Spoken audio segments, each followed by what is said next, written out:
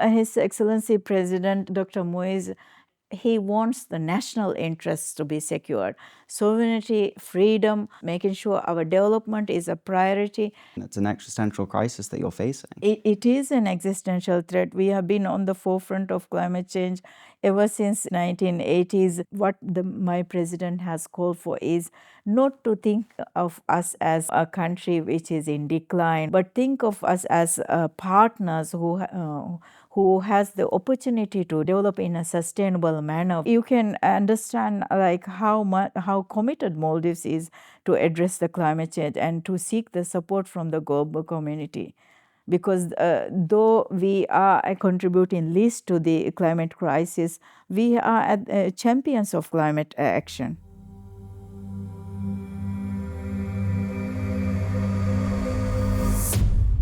Your Excellency, welcome to the new forum. Thank you very much for being here. Thank you very much, Charlie. It's a great honor and pleasure to be here. Thank you also for hosting us at your beautiful High Commission here. It's an honor to, I guess, be in a small part of the Maldives in London. So thank you very much. Yes, welcome to sunny side of Maldives. Thank you. Thank you. So I thought I'd begin with the history of the Maldives. It's a place that people know as a holiday destination, but not so much about its heritage, very culturally rich heritage. It's a set of islands that have been settled for 2,500 years. They, I believe, converted to Islam in 1153, if I'm right. Yes. And then more recently, in the 20th century, they've seen, well, going back to the 16th century, there's been Western European imperial expansion and then independence in the 20th century. Could you share a bit about the history of your country and the culture and how that's developed? Yes, Maldives as a group of islands, there has been a lot of different travelers. I think even as far as Vasco da Gama, Ibn Battuta, who came to convert the country to Islam, and then we embraced Islam in 1153, as you said. And there has been, I think, very much interest in our history as well. The fact that the Maldives is a very small country, but it has, got the interest from the European countries as well as from the subcontinent due to its strategic location in the Indian subcontinent. I think this has gained attention to the Maldives. But for the Maldivians, from our point of view, we believe that it's because the Maldives have always been very, very proud of our heritage, rich in culture, our homogeneous, culture, the fact that we have one language, one race. As Maldivians, we speak in Maldivian language. And we also appreciate the fact that we are islanders. We respect everyone who visits. We have warm hospitality in the Maldives, and that is why the Maldives is a tourism destination for everyone to visit. And they do not have to even seek a visa because on-arrival visas are provided. And since the Maldives have also undergone 16 years of rule under Portuguese. And then we had our hero, Muhammad Taqur Khan, who actually won our independence. And again, we enjoyed our freedom and our sovereignty. As a British protectorate, we actually gained independence on 1965, July 26. That's the date we have regained our independence. So you're coming up to 60 years Yes. of independence from the United Kingdom. That often countries that were protectorates of the UK seek to distance themselves. They seek to reject that history. But you very much approach your diplomatic post here, but also the Maldives approaches their relationship with the United Kingdom in an incredibly constructive light. Yes, certainly, Charlie. I think the fact that we have very close relations with United Kingdom because of our history as a protectorate, it was, I think, at that time that we had protection from our defense policy. Our foreign policy was independent. We had a lot of trouble on our waters, so the British protection for us actually helped us in the subcontinent, and we enjoyed the fact that we have also British education. We had institutional systems under the British system. That's really interesting, because Yes. often people associate British rule in certain parts of the world with oppression, but actually there were some pretty dramatic benefits that were derived Yes. from British. Our education system was also adopted from the English medium and from the British system. So we actually we were studying under the O level and A level, and I think now they are following Cambridge system. So almost everyone speaks in English, though our language is Maldivian. Maldivian people have a literacy like 99%. So we are very proud of the fact that it's an educated, population. And another thing is that 100% internet access, which Yes. is, considering it's a collection of islands as well, that's quite remarkable. Yes, the Maldivian population, 49% of our population are youth.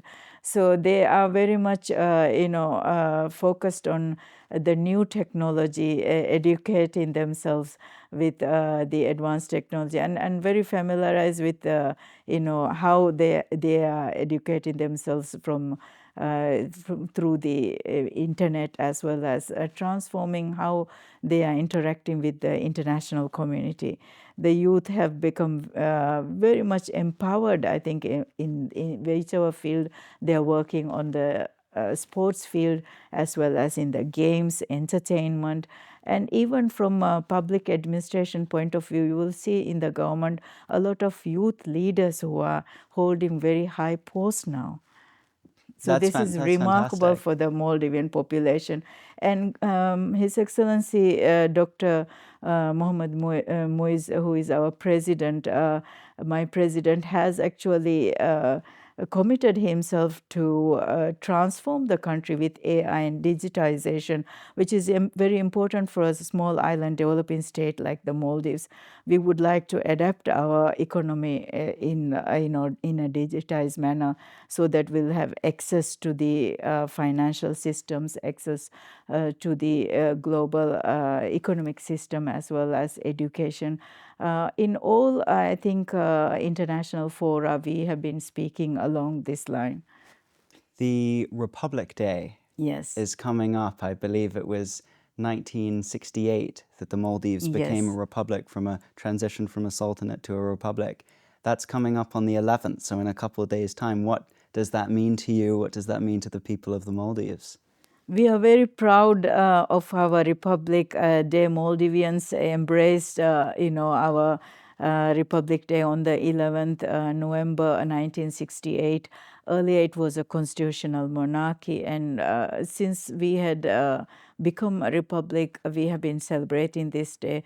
The government has also focused on, giving democratic rights. People have enjoyed, and also the system that we are governed by is based on the voice of the people and the will of the people.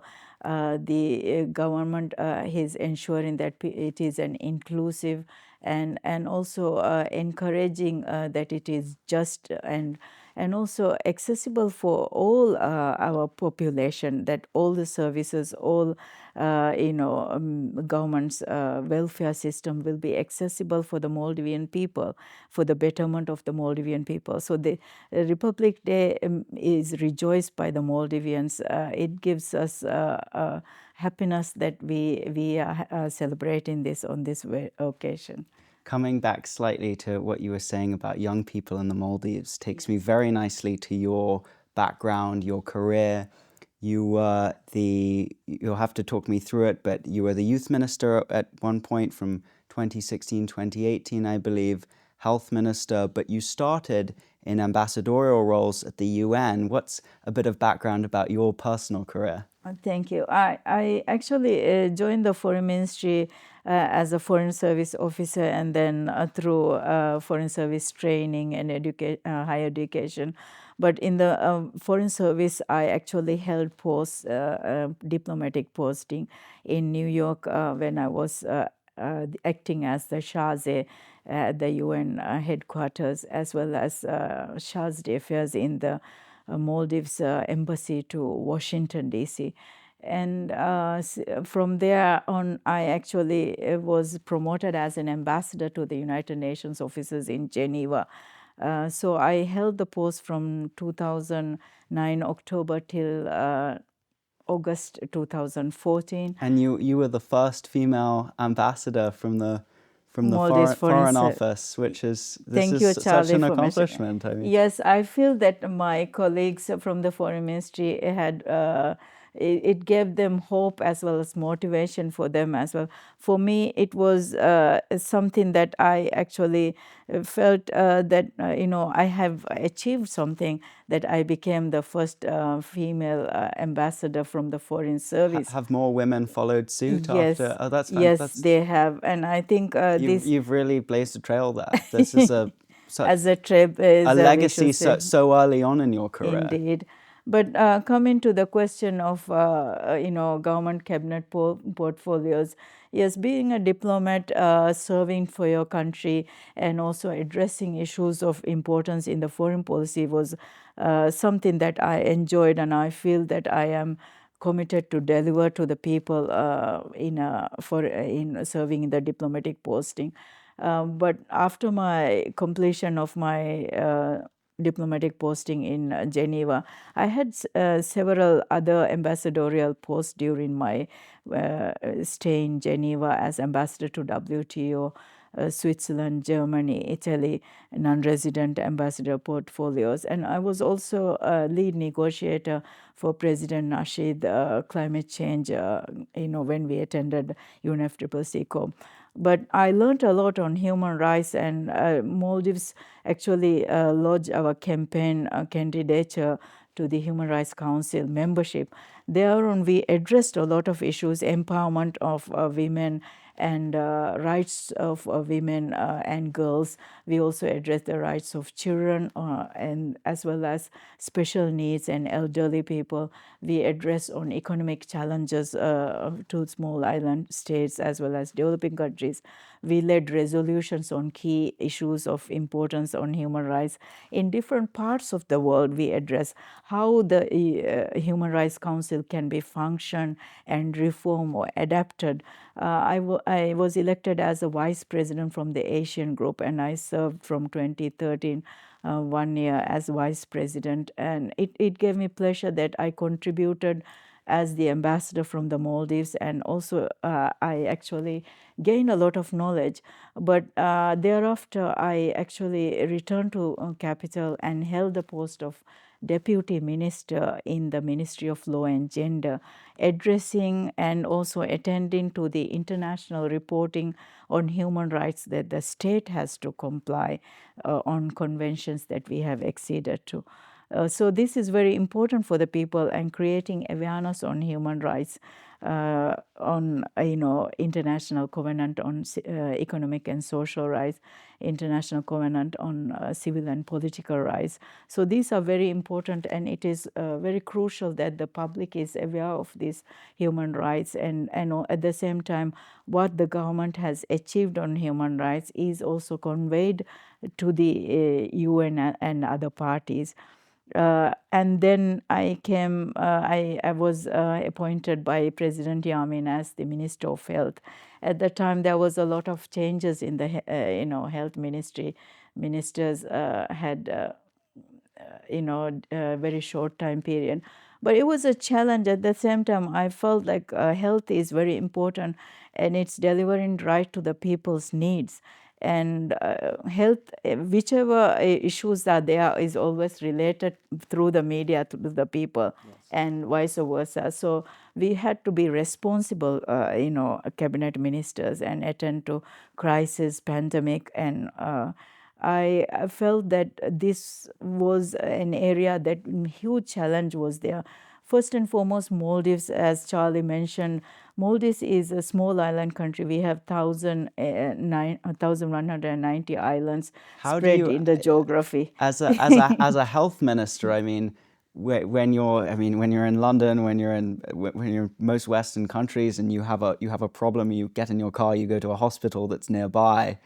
How do you basically deal with the infrastructural challenge of healthcare in a nation with 26 atolls and 1,190 different islands across a 500-mile stretch of the Indian Ocean? How do you manage that? Very interesting question, and also very, I mean, very relevant to us because we are administered under 19 atolls, and under each atoll there are islands where you have hospitals in the main atoll where you will be, I mean, focusing on developing a tertiary or secondary hospital. But all the rest of the islands will have some presence like a health center, which is graded according to the population and the needs of the island. And the capital would have the tertiary, larger islands, southern, northern, and also I think coming down to 3 tertiary hospitals was a priority under the government. So we focused on delivering these, goals. But at the same time, as you very rightly said, health service is very important, and if you are actually focusing on the lives of the people and the welfare of the people, you have to deliver it appropriately at the right time and ensure that it is also of quality services. It's accessible to the people. So the Maldives health system at the time, we had actually purchased ambulances, land ambulances, and through the sea airplane and helicopters or planes, we used to provide emergency services, and the National Defense Force used to support the health system on emergency cases. And we have partners who help with delivering the services. We had paramedic services in the main atoll, so that in emergencies they are trained and delivering the services. At the same time, we had sea, because the Maldives is island country. Every other island is connected by sea, so you have launch speedboats that So actually instead deliver of service. ambulances with the Yes. sirens, it's a speedboat that makes a beeline for the various island that you'd need to evacuate someone from to Yes. take them to So the health hospital. minister and the health ministry team has to ensure that the vaccination or your blood samples are carried from one island to other with the quality, with the time required. So you will have these ferry services or airlifting at a certain time. So it's a very complex system.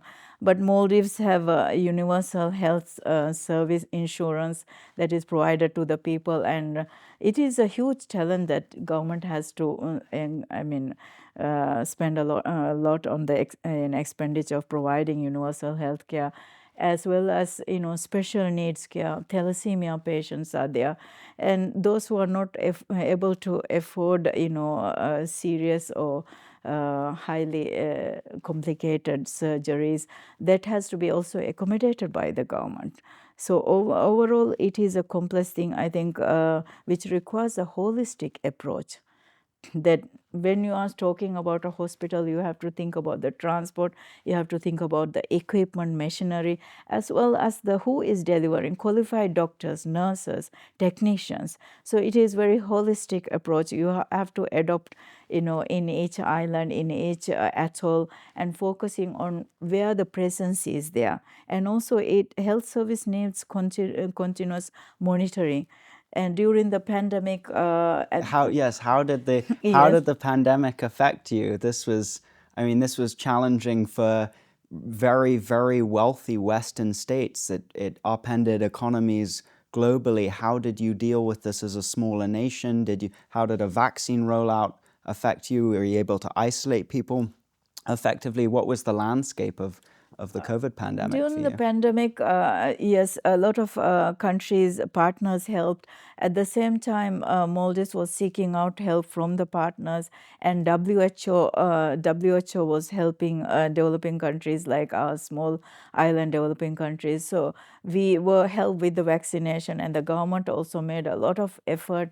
At that time, it was the previous government, but I think overall it was irrespective of the government or the private sector, everyone was united in supporting the effort. So I think this helped. Maldives geographically is a scattered island, so I think in a way it helped, because if you have cases, number of cases, trying to isolate that island in order to prevent spreading to other people in other population, that helped a lot. But there were also I think policies in place, vaccination, and also from the airport when the tourists are arriving.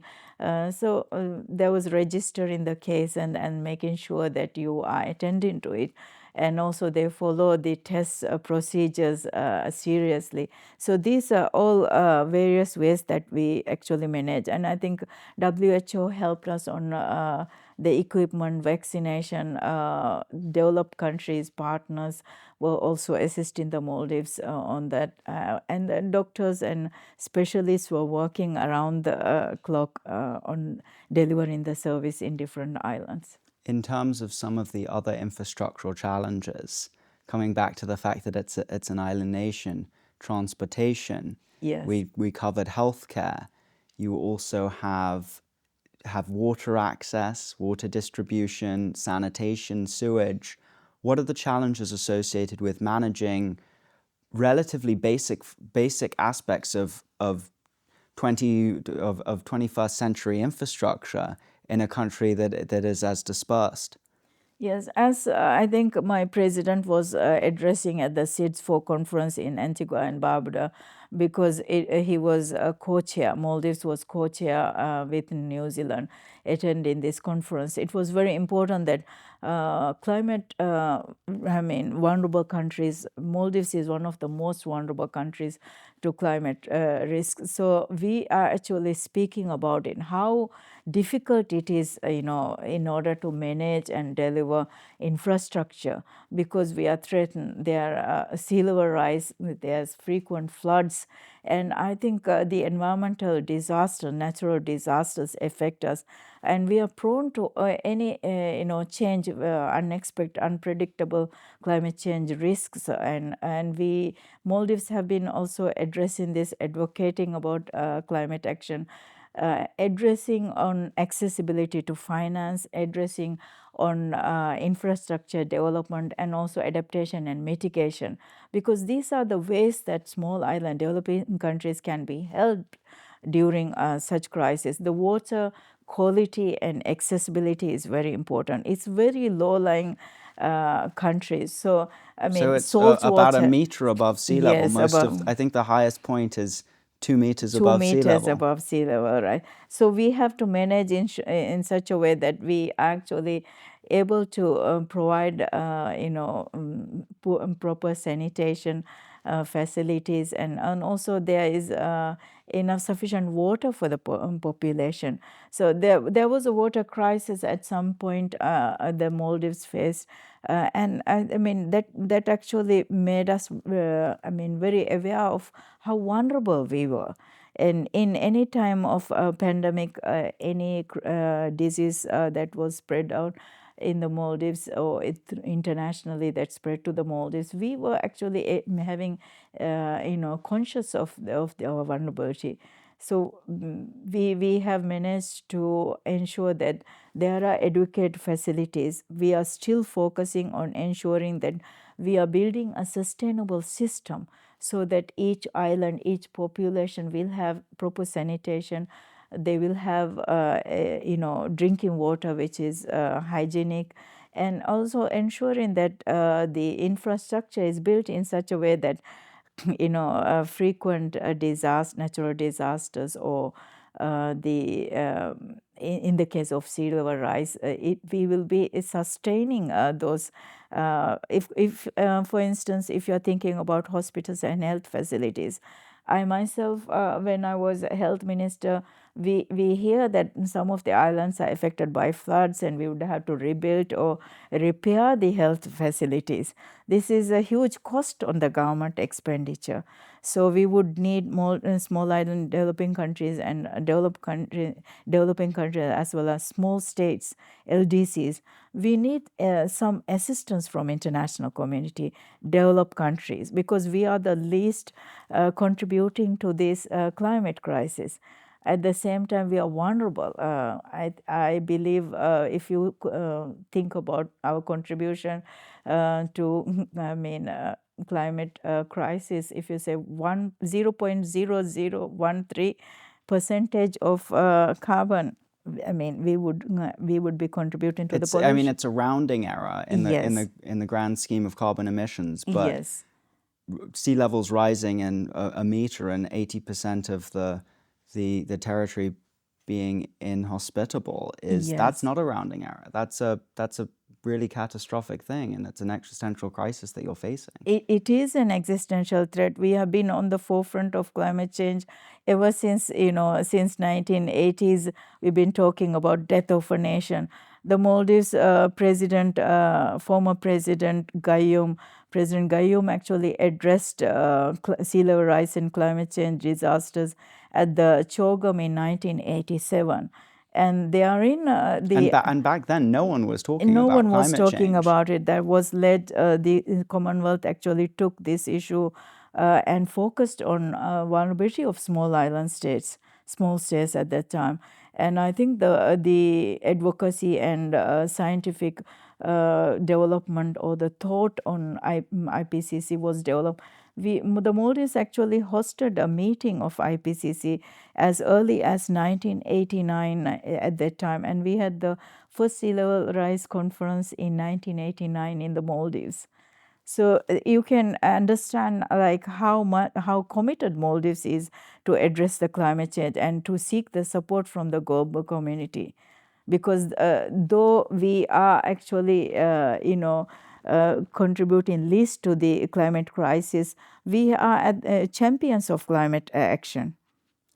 It's generally accepted that climate change is a thing. It's very much real. Not just climate change is a thing, but humans are inducing climate change through Yes. the output of carbon emissions through burning hydrocarbons. Some people are a little skeptical still in some parts of the world.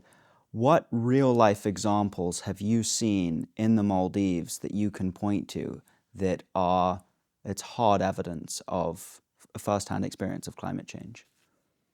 Well, at the time when the tsunami, in the Asian tsunami affected Maldives and other countries in the subcontinent, Maldives, So this was 2004, yes, and it was the 2004, Boxing Day, I at the think, Boxing Day. tsunami in Sumatra, Indonesia. I think there was an underwater earthquake, and Yes, Sri Lanka was affected as well.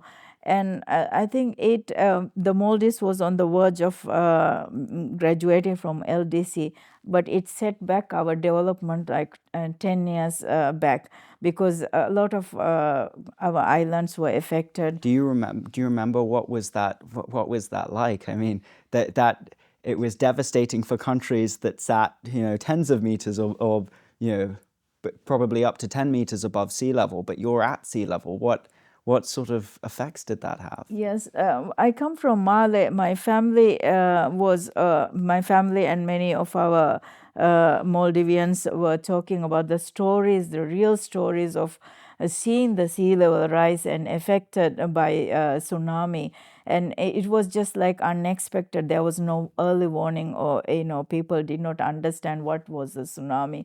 But this is how acute, the danger of climate crisis is to the countries like Maldives. I was in London at that time in Boxing Day, but we were cut off. There was no electricity in the Maldives. How to contact, how to seek, the status of the Maldives. This was how we actually initially was trying to reach out to the Maldivians.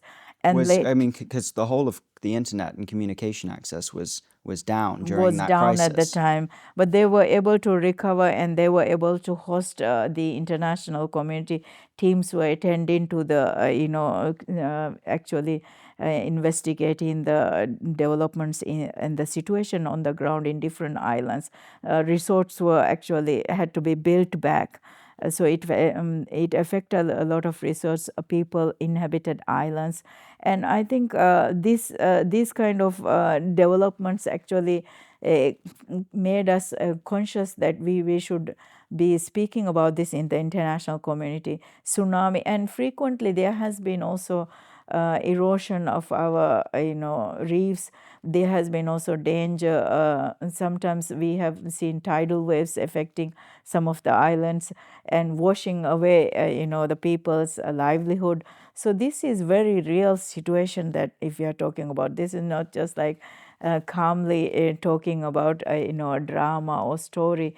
This is the life of the people, livelihood. So death of a nation is like the crisis we are talking about, catastrophic situation in the Maldives and many of our vulnerable countries, small states. The other effect that climate change is having in terms of the increased temperature of sea levels is coral bleaching. Yes. So the Maldives is built on all of these coral reefs, these atolls, that when the temperature rises by, I think it's around 5 degrees or so, the sea level, these corals get killed, they get Yes. bleached. And this has some pretty devastating derivative effects for oceanic ecosystems. We have Maldives have been also undertaking some scientific support, and we have been trying to grow the reefs. I believe that there has been one or two projects in the Maldives in recent governments that's trying to tackle this situation, but it is a long haul. We still working on it. We believe that if we are committed and we get the right support, we'll be able to at least mitigate some of these challenges. It's a big problem in the Maldives, climate change, rising sea levels, but there are many, many other small island developing states, SID nations, that also experience rising sea levels and climate change. What are you hearing from colleagues and associates in these other states? Do you face, I imagine you face quite a few of the same issues. Yes, Maldives is also a member of the AOSIS. That is an alliance of small island developing states. This actually was set up or established after the sea level rise conference in the Maldives in 1989. Maldives was also a chair of the AOSIS, and at that time, our environment minister was negotiating at the UNFCCC for the Paris Agreement because we were leading and championing the cause on climate change. So we believe that all the small island states from Caribbean, from Pacific, from Indian Ocean, we have similarities from the African region as well.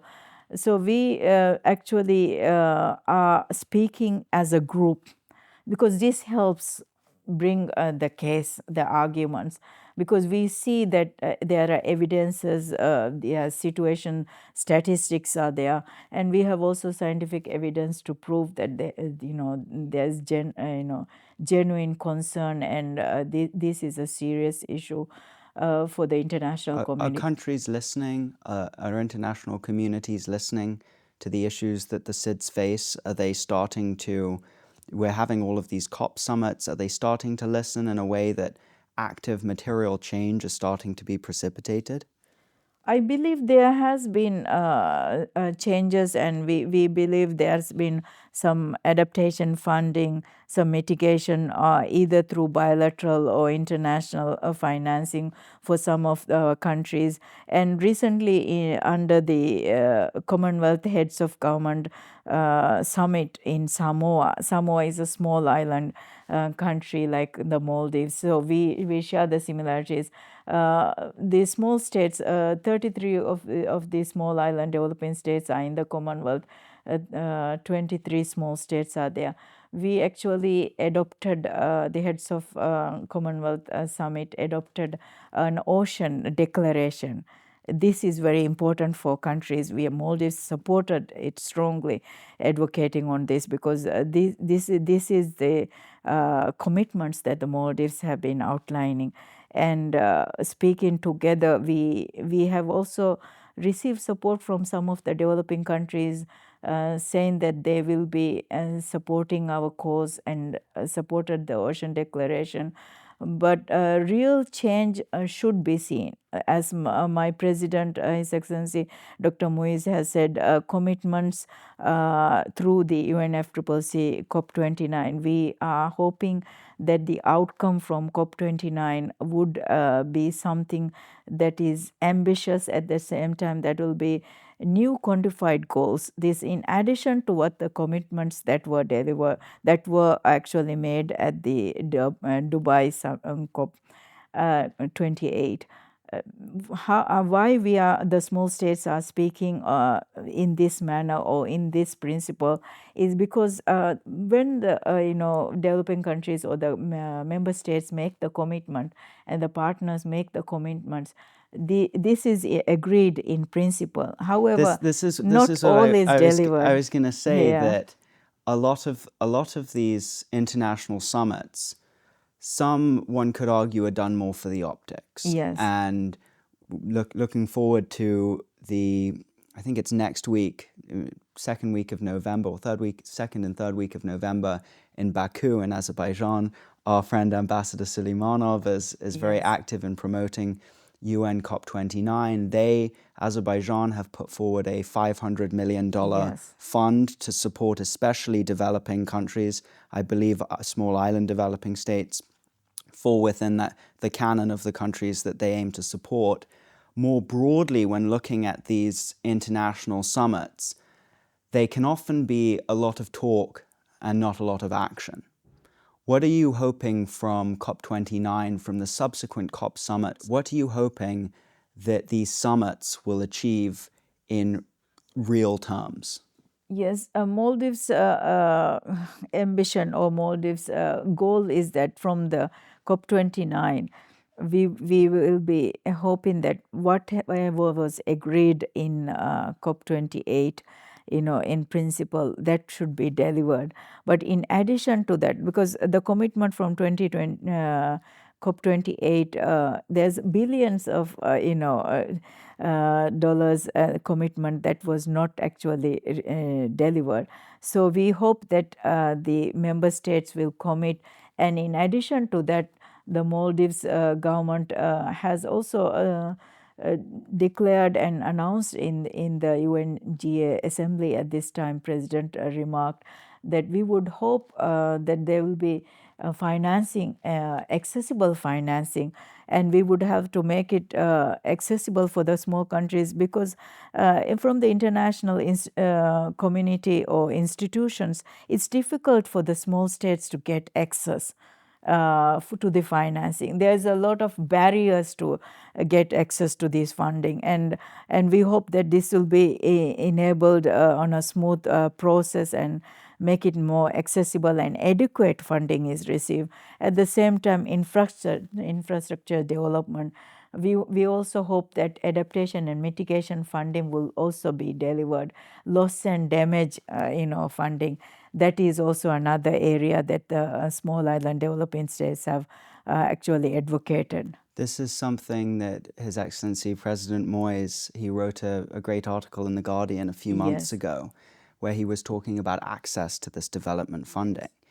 And that a lot of the, in his opinion, slightly outdated legacy metrics that development banks and multilateral organizations use to allocate funding, it unfairly skews the reality of the economic situation in the Maldives. Because if you look at on a GDP per capita level, the Maldives ranks, I believe, based on the statistics you look at, between 11,000 and 20,000 a year, which in comparison to its neighbors would give the impression it's quite a rich country. But it also has, as you're saying, it has far more infrastructural commitments and far more issues in as far as climate change. So the capital requirements are a lot higher. How do you think how do you think the president, how do you think advocates for trying to secure this development funding should position the Maldives, the economics there, in order to gain access to that? Uh, as you very rightly said, Maldives is having a per capita is higher, but the vulnerability index, as I explained, one of the crucial factors that when we argue about this case is that Maldives is having this climate change as an existential threat, and our development is, should be measured or considered along with this line. And if we are actually having a higher, per capita, our GDP is higher than the other countries in our region. But that does not really, show us a adequate or sufficient picture No, of the no. reality on the ground. The Maldives situation actually complicates, and this is how some of the small island states have been actually envisioning. We hope that the multidimensional MVI vulnerability index, which has been adopted after the SIDS conference, declaration, we have under the UNGA adopted this multidimensional index, wherein it will consider, in addition to per capita GDP as well as other factors, we would also consider the vulnerability index with all encompassing factors that will ensure that we will be focusing on sustainability, the loss of biodiversity, the impact from the pollution. These are real issues affecting the small island developing states, low-lying countries on the forefront of climate change. Are you hoping to also leverage private sector investment? And if so, how?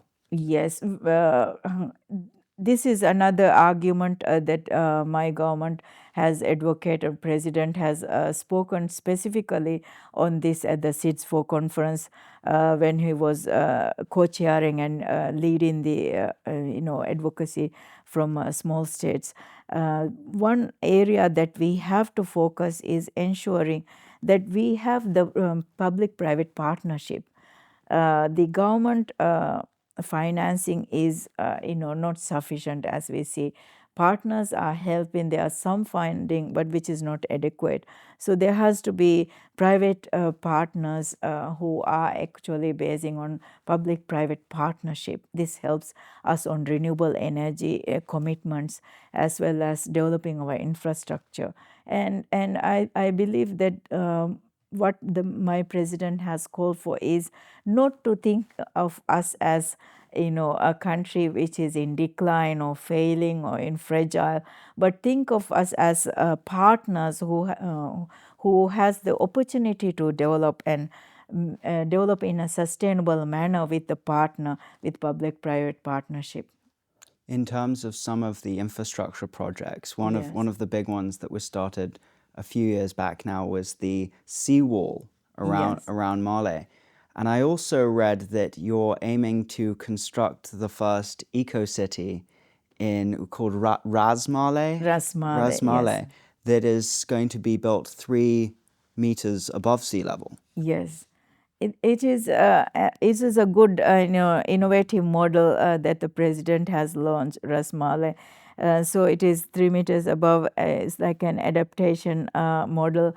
When you mentioned about the seawall around Male, I think in the late 1980s, when we had a lot of tidal waves and frequent floods, so affected by sea level rise, we had the support from the government of Japan to build the seawall around Male city. But not every island has that seawall. This is the situation. So what my president has under this administration is focused on doing and building ourselves, also adopting new innovative models, so that it is also walking the talk. While we are saying that we need the support from the global international community, we need the support from our partners, we need the support from international financing institutions, we are also trying to approach in an innovative way and building new models. So this will show the pathway to other countries as well. And I also would like to say, when you mentioned about whether the other countries or developed countries and partners are helping, there has been some encouraging signals, as you said very rightly. Azerbaijan as the president leading the presidency for this COP29. When they partnered with the small island developing states, advocating for small states, that the Commonwealth actually joined joined with Azerbaijan and Azerbaijan government, and has this leaders conference in Azerbaijan, specifically focusing and addressing about small island development states challenges. And the fund that has been allocated by Azerbaijan government, this is very generous support and also commitment showed by the chair or the presidency of COP29. My government and the people of Maldives, as well as all the SIDS, will be very happy, and I think they will be thinking this as a good signal that other developed countries and also partners should follow. The United Kingdom, I think a foreign policy announced by the Foreign Secretary highlighted climate change as their top priority on foreign policy. This was very encouraging for the Maldives, as my government delegation led by Vice President attended the CHOGM in Samoa, just addressing climate change along with our partners and sitting at the same table. This is very encouraging to see that other developing countries are listening to what the small island developing states and small states are talking about on climate change action.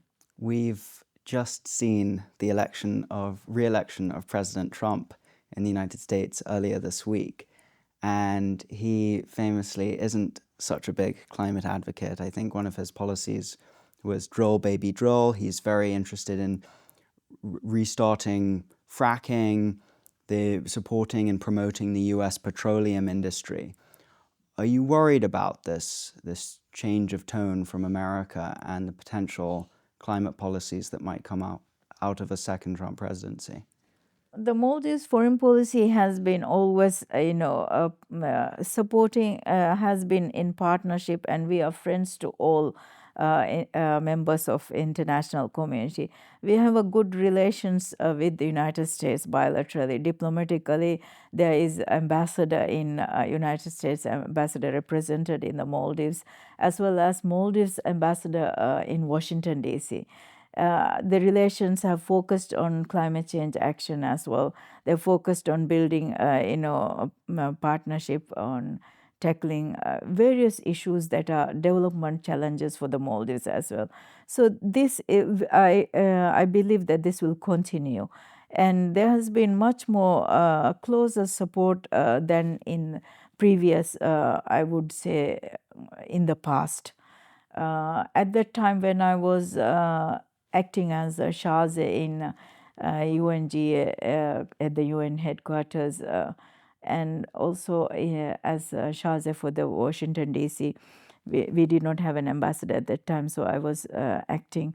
At the time, I spoke at the Congress hearing. This was Maldives, supported by Oxfam and many other partners. So they sponsored a talk, a speech for me, and I addressed the concerns of the Maldives on climate change action. It was under the President Obama's government. And I believe that the effort by many countries like Maldives and the international community helped, even United States to actually come to the table and discuss about climate change. Their special envoys also meet our Maldivian delegation ahead of the UNFCCC COP. So I believe that this will be a time that both countries will sit down and address and understand the challenges that are there. Maybe with the influence of Elon Musk on Donald Trump, who's been a big sustainability advocate for decades, there might be a shift in policy. Maybe they might continue with oil production, but maybe in a slightly more sensitive way that is more recognizes the needs of the small island countries, maybe more positive towards climate change? I mean, are you hopeful that the US will maintain the historic stances that it's seen, and rather than, I mean, because the worry is they set a precedent if there is a reversion to lack of awareness of climate policies. The worry is they set a precedent and other countries follow, and people go backwards. I believe that the world opinion, public's opinion, as well as NGOs, civil societies, and international community lead forces like vulnerable countries, and even climate change. It's not only the small states. Even large developed countries are vulnerable to climate change. We have been witnessing that. We So, just saw in Spain a couple of yes, weeks ago, they've experienced record rainfall and exactly. flooding, and they're not a low-lying country. Yes, and even in developing some parts of UK, some parts of America, I think at that time, even in New York, we had a lot of, in Manhattan, there were floods at that time. So I think climate change does not limit to a specific border or country, and unexpected or unpredictable damages and catastrophe has been seen. I believe a lot of work still remains to be done, and if we are committed and if we work together, the global community should actually attend to this and tackle this as an urgent action that requires commitment as well as the magnitude appropriate action.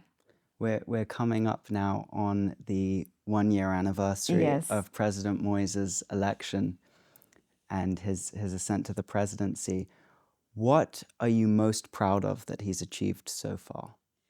I believe His Excellency President Dr. Moise has actually shown through his strong leadership on the foreign policy that the concerns are about financing, reforming financial sector, our economy, because this is for the betterment of the people. And also he has announced that the tourism, the wealth and the profit of the tourism, the gain should also reach everyone, and this is really good for the Maldivian community.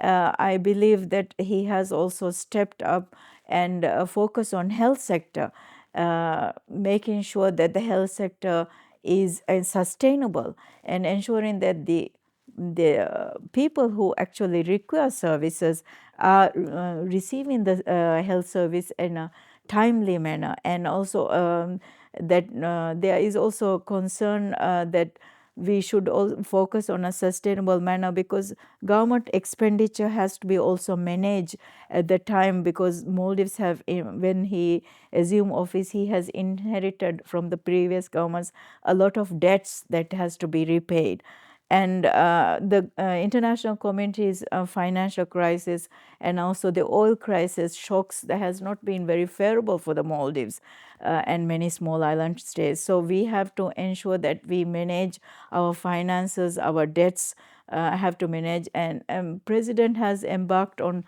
speaking with the international community, our partners. He has addressed this as a real issue that countries like ours should be helped, and I think personal charismatic and strong leadership is required for our country, and we have been witnessing that president has been very committed and he takes this seriously.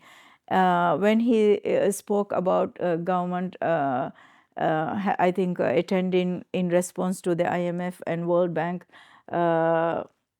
they have been speaking about streamlining our government expenditure, so cutting down on some staff levels and managing our resources adequately or sufficiently.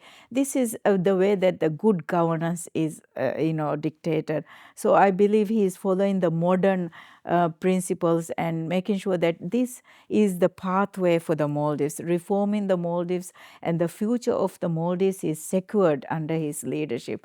And so the Maldivians will benefit from that. And I believe Maldivians are also very heartened that the justice and judiciary has been also handled in such a manner that he has spoken very frankly and just justice. Whenever he speaks about it, he is making sure there is educated, experienced people in those offices, holding office bearers. At the same time, parliamentarians. One of the most important or successful achievement for President Dr. Moise has been that as he assumed the leadership, the people have voted for him because he has underlined his manifesto, his elections, that he wants the national interests to be secured. Sovereignty, freedom, our national interests, making sure our development is a priority, and making sure that the Maldivians have to embrace our, the Islam, our religion, our culture will be protected. These are very important principles for the Maldives. And I think this is something that Maldivian population appreciate and voted for him. And he has been successful through his election. He has also managed to lead the parliamentary election, making sure that the people understand that it's important to secure the parliamentary, parliamentary membership for his party, and has won a super majority for his party. People's National Congress has won a super So his majority. message has really been resonating He with the has population. actually, his people have been listening to his messages, and that has been shown in the votes.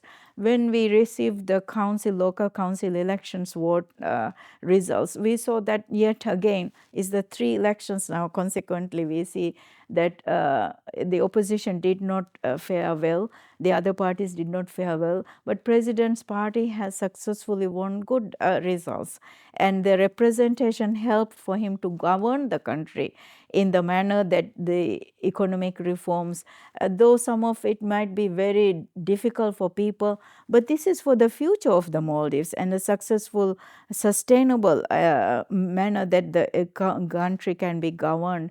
He has been focusing on sustainable development, biodiversity, speaking about our culture, homogeneous culture, sovereignty, protecting our independence, and these are very integral, values for a country.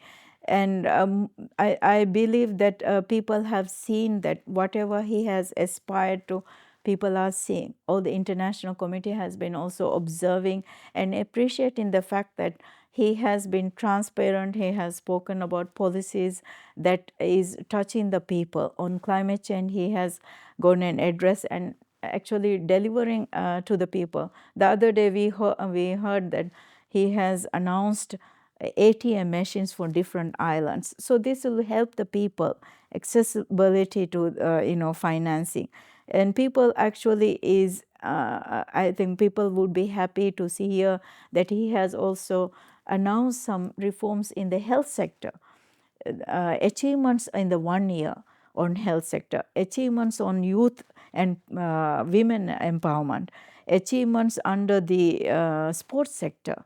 Sports, Maldivians love the football, they love the English football World Cup as well.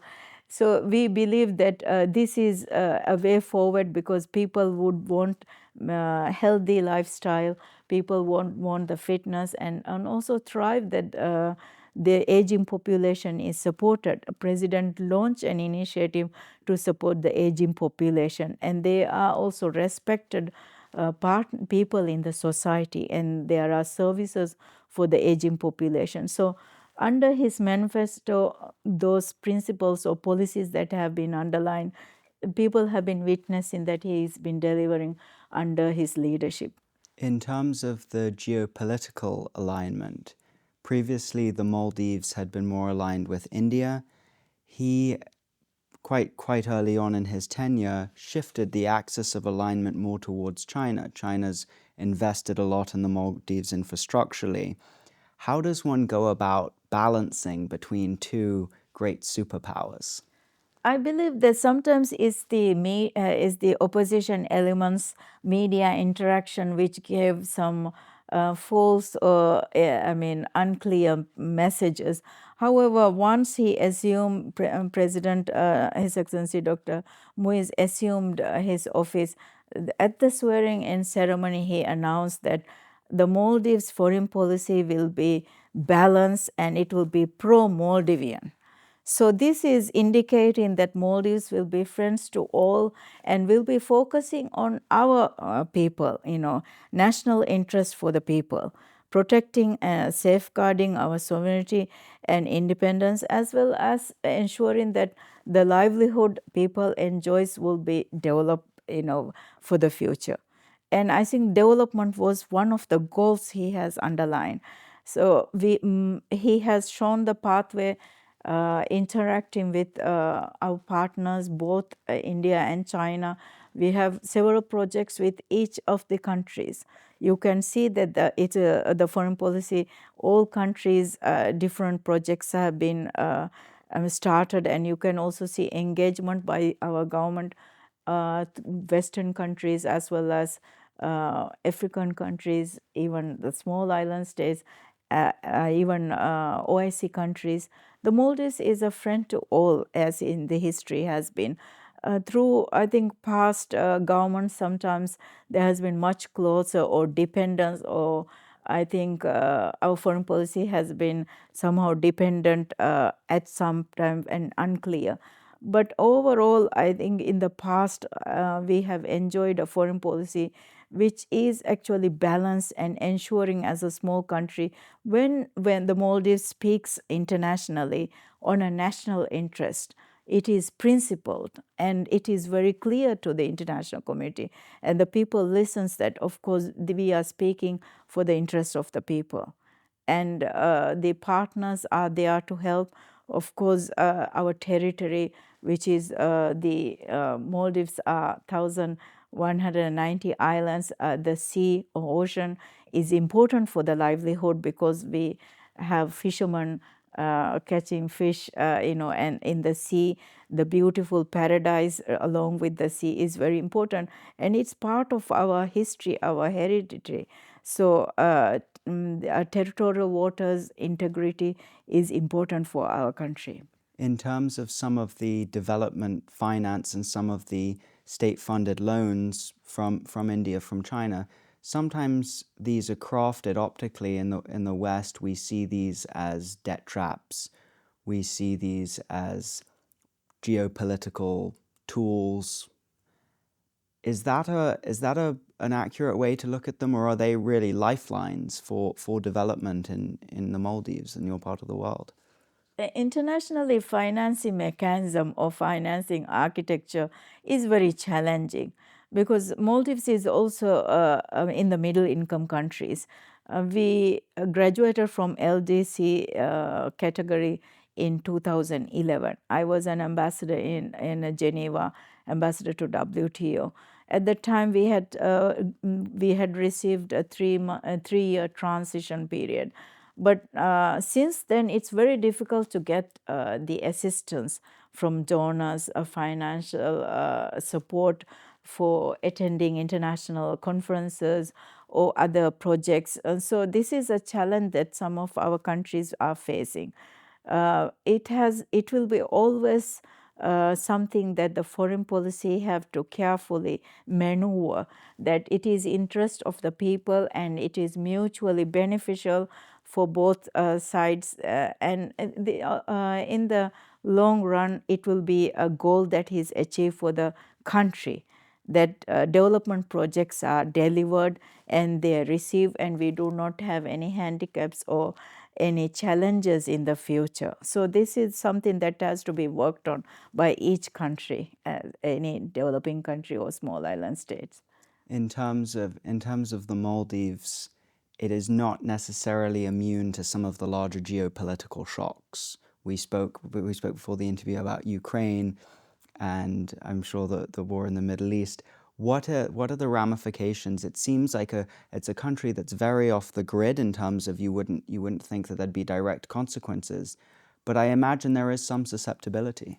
Well, Maldives is in a very strategic location in the Indian subcontinent, Indian Ocean. So we believe that regional powers have a rivalry in the area. However, I think in geopolitics, will always be important for the Maldives. Maldives can play a very important role in the geopolitics because strategically we can also safeguard our interests, at the same time partnership with those countries in order to ensure the security of the region is maintained. Solidarity with the members of the region is also very important. I believe that small countries, when they speak in UN about security concerns, international security, we are committed to rules and obligations of international community. We adhere to the UN Charter. And in the same manner, when we are speaking about geopolitics, we mean that international security to be maintained in the geopolitical region, geopolitics, that's important for the subcontinent. We have to maintain us as stakeholders, very important stakeholders. We have a say in our region. We should not be hesitant on that. And I think Maldives has shown through and through our history in international affairs, international relations, that Maldives have clearly spoken when it was the invasion of Kuwait at that time. Maldives spoke on the sovereignty and integrity for small states, and at the same time on security aspects of climate change affecting countries, as well as Maldives has been very clear on territorial integrity when we are speaking at the UN as well as international fora. So we believe that we will be engaging in the geopolitical deliberations. If one would seek to be important and engage on that, we have a stake in the area. We would have a stake in the how the geopolitics is maneuvered, or how the tensions are managed by the key stakeholders. To finish with, if you had a message for the audience in order to help them engage more with the situation in the Maldives climate change-wise, what would that message be? What would you like people to know? I am really happy that you have given me the opportunity to speak here as the new ambassador who has come to London in early April. I am looking forward, and it is an honor and pleasure to serve my country, and I am very grateful that His Excellency President Dr. Moise has given me this opportunity. Diplomacy has been always very close to my heart, and I believe that speaking on behalf of our national interests and promoting our concerns internationally, London is one of the financial hubs. We have an international community that is very active and engaging in UK. We have the Commonwealth framework, Commonwealth Secretariat, and our deliberations here. We have other organizations like IMO. We have also international institutions here, and Chamber of Commerce and partners delegations who are stakeholders for us. So I believe that the message that the Maldives would like to say is that we, as a country, a tourism, we thrive on tourism. UK has been the third largest market for in the tourism destination. Market for the Maldives. Tourism has been one of the biggest industry in the Maldives, and we believe that if UK travelers visit our country, it helps our country. And also there has been repeaters from United Kingdom, British travelers visiting the Maldives, and we are happy that they are also having a good holiday and they have good memories. They enjoy the rich culture and the people to people contact, and the strong bonds between our two countries is something that is appreciated. I hope that the recent WTM in London, World Tourism Fair in London, when my Minister of Tourism and a ministerial high-level delegation actually came here, there was a lot of attraction that the Maldives Sunnyside captured, and I believe that this will be market that we can still tap on and ensure that we promote in London and other cities in the United Kingdom. My message for the British population or the United Kingdom is to say that Maldives will continue to speak on climate diplomacy. My president has been committed and he is leading the administration focusing on issues of importance to Maldives and many small island developing states. We believe that democratic principles are important, human rights and the welfare of the people are very important. President have also spoken about the culture, rich culture, our homogeneous society. We like to keep the Maldivian identity and our national or patriotic feeling, ingrained in the Maldivians and appreciated by the international community. Your Excellency, thank you very much. Thank you very much.